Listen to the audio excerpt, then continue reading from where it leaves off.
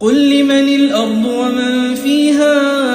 إن كنتم تعلمون سيقولون لله قل أفلا تذكرون قل من رب السماوات السبع ورب العرش العظيم سيقولون لله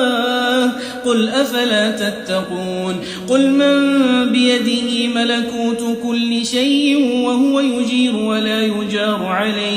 وهو يجير ولا يجار عليه إن كنتم تعلمون سيقولون لله قل فأنى تسحرون بل أتيناهم بالحق وإنهم لكاذبون ما اتخذ الله من ولد وما كان معه من إله إذا لذهب كل إله بما خلق ولعلى بعضهم على بعض سبحان الله عما يصفون